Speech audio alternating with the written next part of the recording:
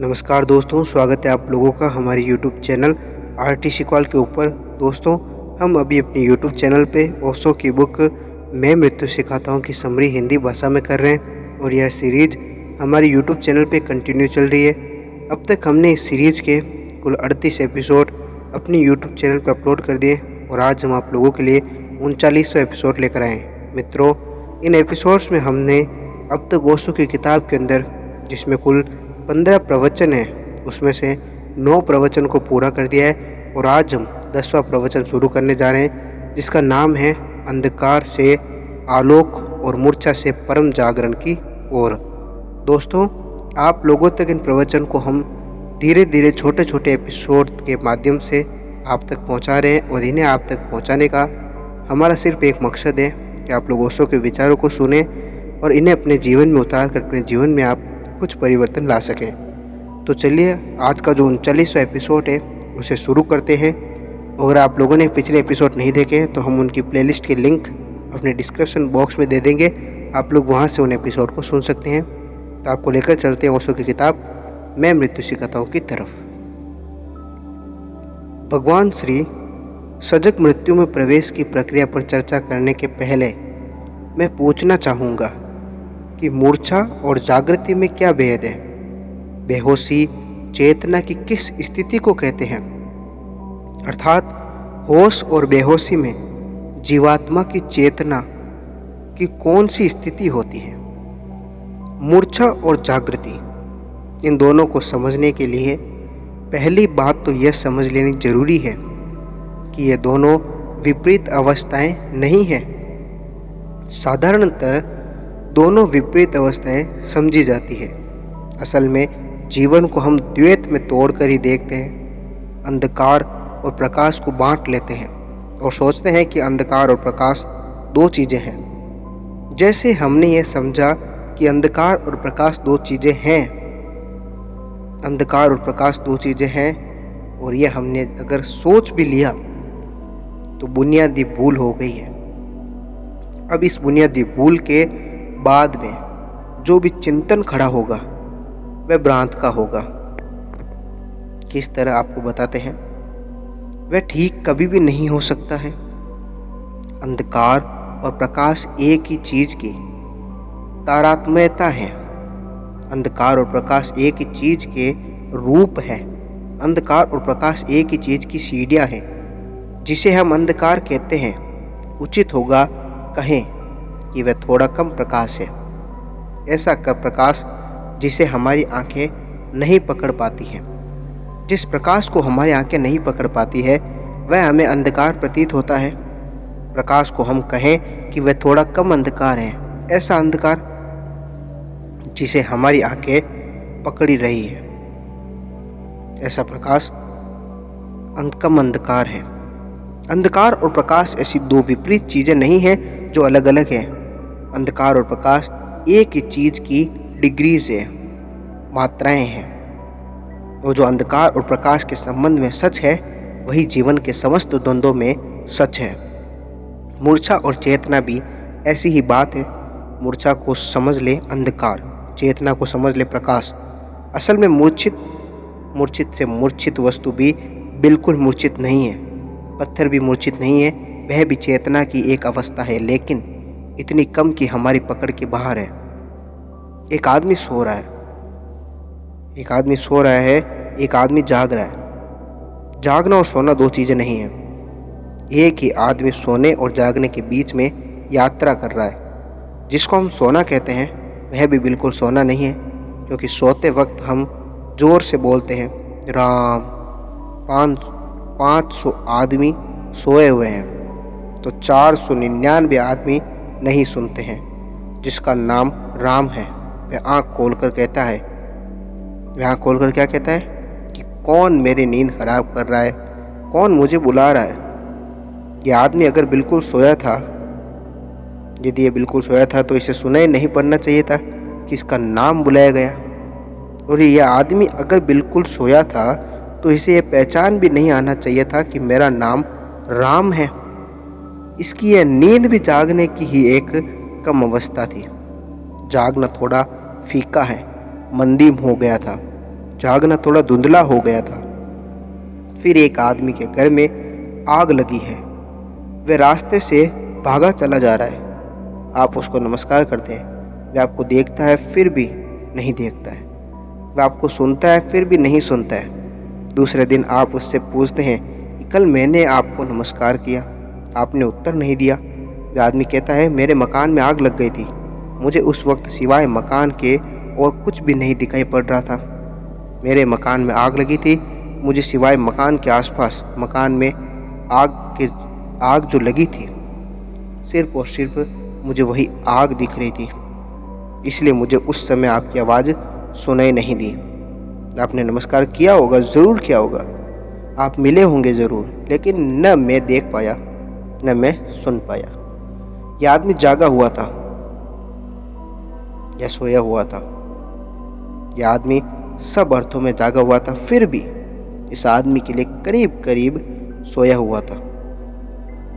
उस आदमी से भी ज़्यादा सोया हुआ था जिसने नींद में सुन लिया कि राम। ये उस आदमी से भी ज़्यादा सोया हुआ था। सोना और जागना क्या है? पहली बात मैं यह कहना चाहता हूँ कि ये दो विपरीत चीज़ें नहीं हैं। पदार्थ और परमात्मा दो विपरीत चीज़ें नहीं हैं। नींद और जागरण दो विपरीत चीज़ें नहीं हैं। प्रकाश और अंधकार दो विपरीत चीज़ें नहीं हैं। शैतान और ईश्वर दो विपरीत चीज़ें नहीं हैं। बुरा और भला दो विपरीत चीज़ें नहीं हैं। लेकिन हमारी बुद्धि हर चीज़ को तत्काल दो में तोड़ लेती है। असल में बुद्धि ने सवाल उठाया है कि उसने दो में तोड़ा नहीं। बुद्धि ने सोचा कि उसने दो में तोड़ा नहीं है। सोचना और दो में तोड़ना एक ही चीज़ के दो नाम हैं। जैसे कि तुम सोचोगे, तुम विभाजन करोगे। सोचना विभाजन की प्रक्रिया है। तुम तत्काल दो टुकड़े में कर लोगे, और जितना सोचने वाला आदमी होगा उतना ज़्यादा टुकड़े करता जाएगा। फिर टुकड़े ही टुकड़े रह जाएंगे, और वह जो द होल, वह जो पूरा है, वह खो जाएगा, और उस पूरे में हर सवाल का जवाब है। इसीलिए बुद्धि किसी सवाल का जवाब कभी भी नहीं खोज पाती है। हाँ, बुद्धि हर सवाल में से 25 सवाल जरूर खोज लेती है। कितना ही महत्वपूर्ण जवाब दिया गया हो, बुद्धि तत्काल उसमें से 25 सवाल खोज लेगी, लेकिन बुद्धि कभी भी किसी चीज़ का जवाब नहीं खोज पाती है। उसका कारण है क्योंकि जवाब है पूरे में, और बुद्धि की अपनी मजबूरी है क्योंकि वह बिना तोड़कर चल नहीं सकती है।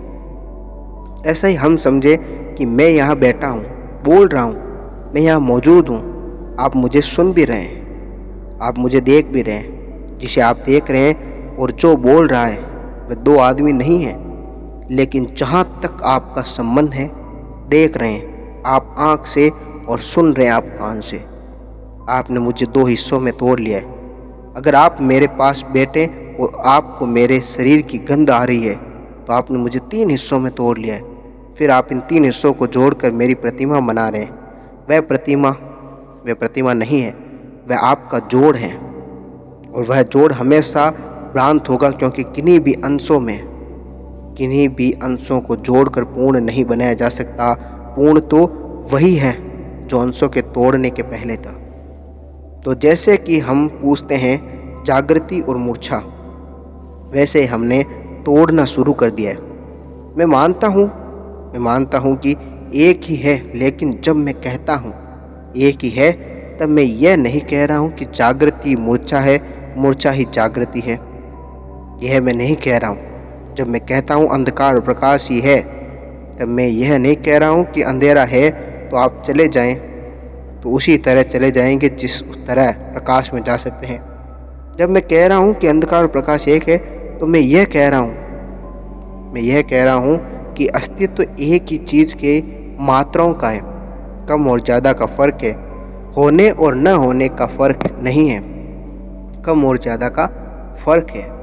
ये कौन सी चीज़ है जो कम ज़्यादा होकर मूर्छा बन जाती है और जागृति बन जाती है?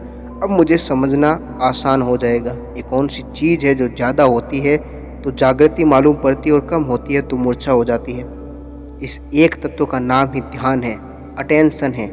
जितना ध्यान प्रगाढ़ और तीव्र होता है, उतनी जागृति हो जाती है। जितना ध्यान प्रगाढ़ और तीव्र नहीं होता है उतनी मूर्छा हो जाती है। मूर्छा और जागृति ध्यान की सघनताओं के नाम हैं। डेसिस्टेज ऑफ अटेंशन।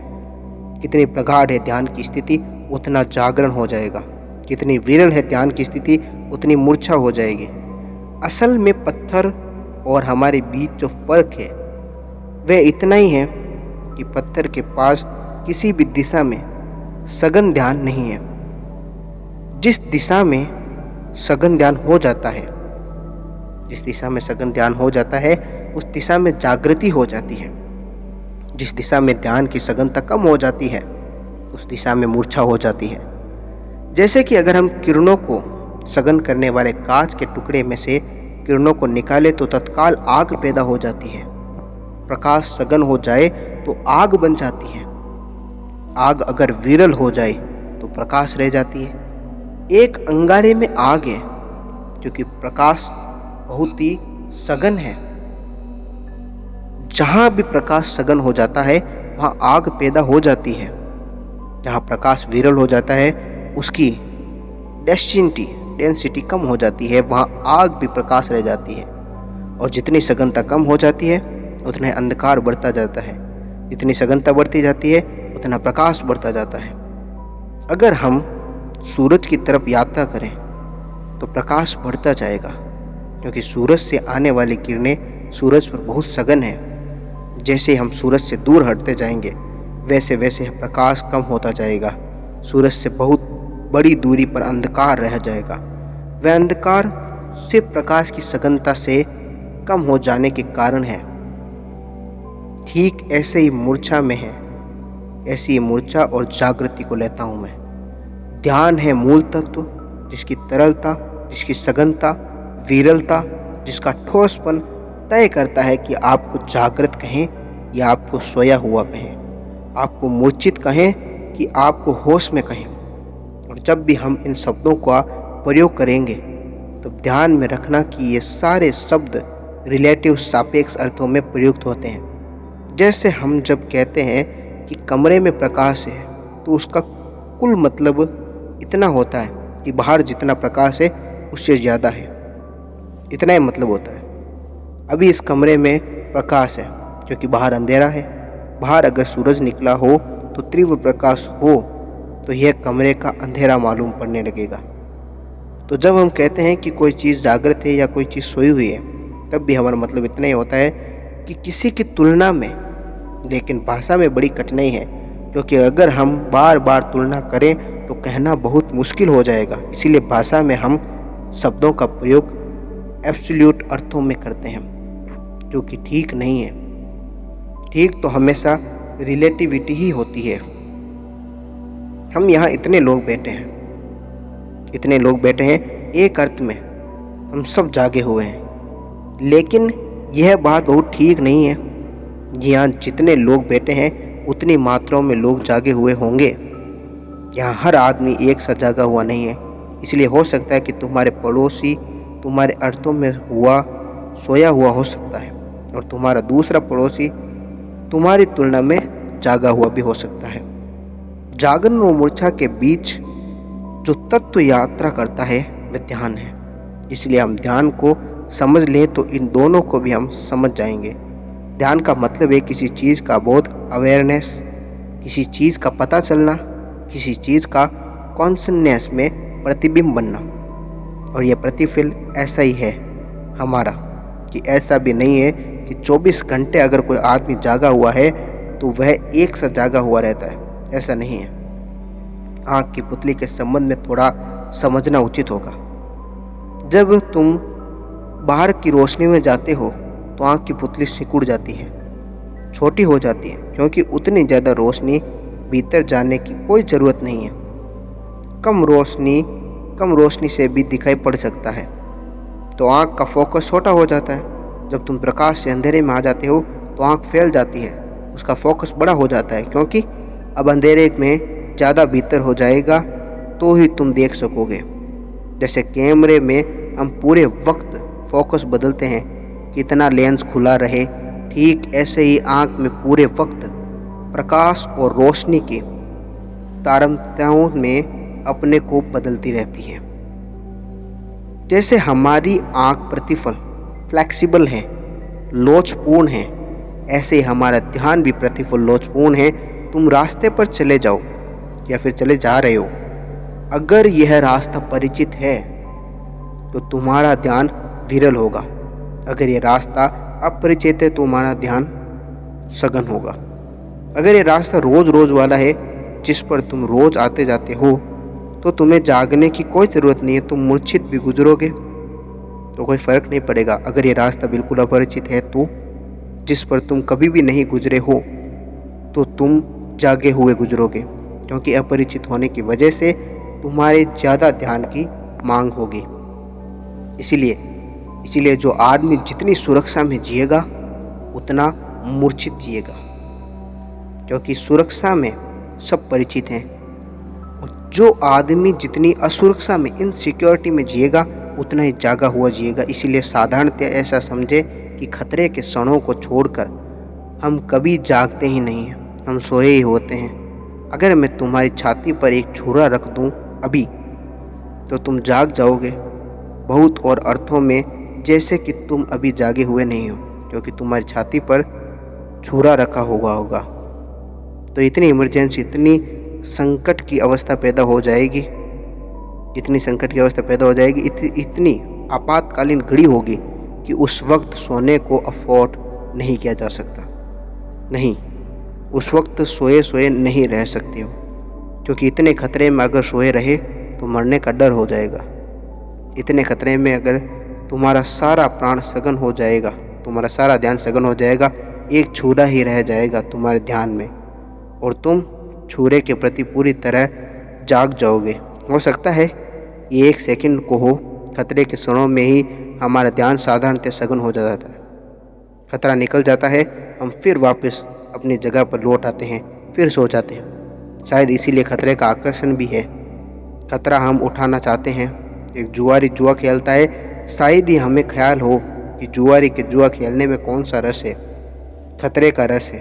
दाव के क्षण में वह जाग जाता है जितना वह कभी नहीं जागा हुआ होता। एक जुआरी ने 1 लाख रुपए दाव पर रख दिए हैं, पास से फेंकने को है। ये क्षण बड़े संकट का है और इस क्षण में लाख इस तरफ या लाख उस तरफ हो जाने वाले हैं। इस क्षण में सोया हुआ नहीं रहा जा सकता, इस क्षण में जागना ही पड़ेगा। एक क्षण को दाव का जो क्षण है वह ध्यान को प्रगाढ़ कर जाएगा। अब तुम हैरान हो जाओगे कि मेरी समझ में जुआरी भी ध्यान खोज रहा है, उसे पता हो या न हो ये दूसरी बात है। एक आदमी विवाह करके ले आया है, फिर जिस पत्नी से वह रोज रोज परिचित हो जाता है उसके प्रति सो जाता है। बंधा हुआ रास्ता है, उसी पर वह रोज रोज आता जाता है। पड़ोस की स्त्री एकदम आकर्षण मालूम होती है, कुछ और बात नहीं। पड़ोस की स्त्री ध्यान को जगाती है, अपरिचित है। उसको देखते वक्त ध्यान को सघन होना पड़ता है। आँख का फोकस फौरन बदल जाता है और जब फोकस बदल जाता है, असल में पत्नी को देखने के लिए आँख में फोकस की ज़रूरत ही नहीं होती है, न पति को देखने में होती है। असल में पति पत्नी को शायद ही कभी देखता हो। ऐसा हम आँख बचाकर चलते हैं कि पत्नी पति को दिखाई न पड़ जाए। इस तरह चलते हैं, इस तरह जीते हैं, वहाँ कोई ध्यान देने की ज़रूरत नहीं है। इसलिए दूसरी स्त्री में दूसरे पुरुष का जो आकर्षण है, मेरे हिसाब से ध्यान का ही आकर्षण है। उस एक क्षण में पुलक में एक क्षण को जो चित्त जगाता है या फिर चित्त जागता है और जागना पड़ता है, हम किसी को देख पाते हैं। पुराने मकान की जगह नए मकान की दौड़ है, पुराने कपड़े की जगह नए कपड़े की दौड़ है, पुराने पद की जगह नए पदों की दौड़ है। ये सारी की सारी दौड़ बहुत गहरे में ध्यान के सघन होने की आकांक्षा है। और जीवन में जितना भी आनंद है वह आनंद है, ध्यान जितना सघन हो इस पर निर्भर करता है। आनंद के क्षण ध्यान की सघनता के क्षण है। इसीलिए जिन्हें आनंद पाना हो उन्हें जागना अनिवार्य है। सोए सोए आनंद नहीं पाया जा सकता। आज के लिए इतना ही। मिलेंगे हम आप लोगों से कल नए एपिसोड में। तब तक आप लोग अपना ख्याल रखें।